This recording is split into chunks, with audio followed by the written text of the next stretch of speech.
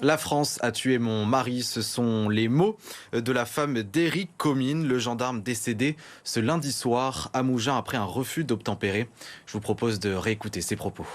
Choc terrible numéro 1. Décédé brutalement, lors de ses fonctions et sans agressivité. À la vue de ses camarades, amis de longue date. Mon mari était un homme attentionné, un papa merveilleux, juste et aimant.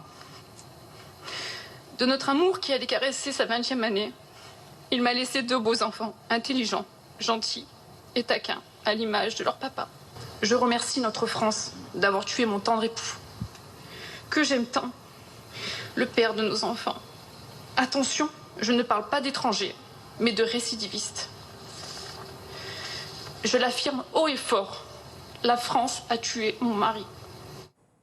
Voilà, émotion forte de la veuve de ce gendarme décédé. Une journée marquée donc par une série d'hommages sur la Côte d'Azur. Hommage à ce mari et ce papa de 2 enfants. Mandelieu-la-Napoule lui a dit un dernier au revoir aujourd'hui. Cérémonie très émouvante qui a rassemblé beaucoup de monde. On retrouve Claudia Olivier sur place. Oui Arthur, la cérémonie vient tout juste de se terminer, une cérémonie marquée par les mots de l'épouse de l'adjudant Éric Comines, un discours marqué par la douleur et la colère. On va retrouver Serge et Martine, vous avez été dans l'assistance, dans cette cérémonie. On voit à votre visage que ça vous a beaucoup touché, Serge. Tout à fait. Je ne sais plus si je vais avoir les mots pour pouvoir parler. Pourquoi c'était important d'être là ici, Martine? C'est normal. Il faut soutenir toute cette gendarmerie qui aujourd'hui n'a plus de force. Que la France a tué mon mari et elle a tout à fait raison. C'est la France qui a tué son mari. Et vous, Serge, on sent cette colère quand même.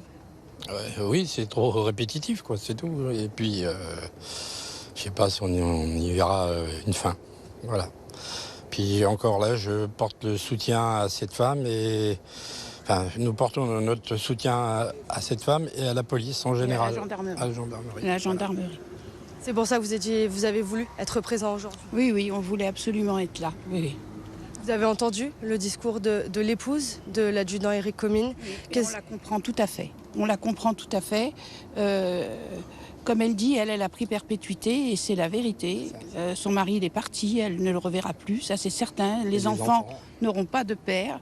Non, c'est pas normal tout ça, c'est pas normal. Quelle tristesse. Je vous remercie, voilà. Merci beaucoup pour vos mots. Alors vous l'avez entendu, beaucoup d'émotions ici tout au long de cette cérémonie. Plusieurs cérémonies vont être d'ailleurs organisées le reste de la journée. La dernière aujourd'hui à 17h à Cannes.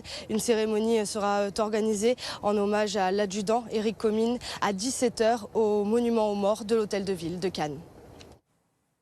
Voilà, de nombreux élus présents lors de cet hommage politique se sont succédés pour leur dire un dernier adieu. C'est le cas du député des Alpes-Maritimes, Éric Ciotti. Il est venu déposer une gerbe. Je vous propose de l'écouter ainsi que Sébastien Leroy, maire de Mandelieu-la-Napoule. Mandelieu a perdu l'un de ses fils. Un homme courageux qui s'est engagé et a servi pendant 30 ans la France et ses valeurs. À vous, ses frères d'armes.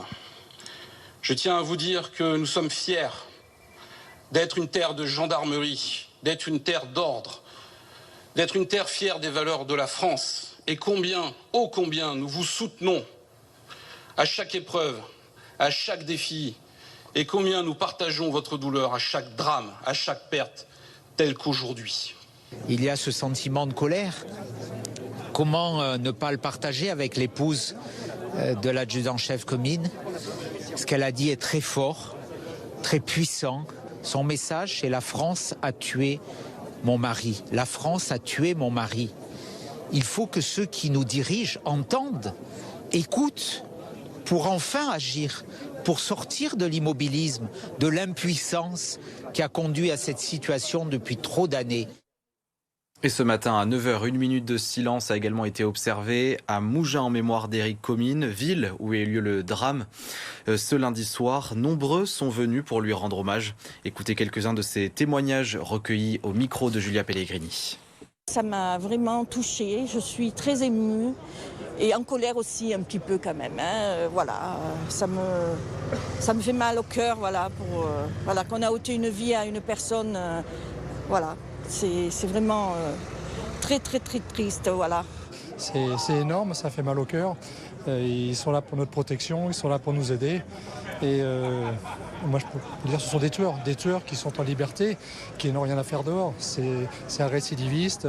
Je ne parle pas de politique, bien entendu. Hein, c'est un récidiviste. Il n'a rien à faire dehors.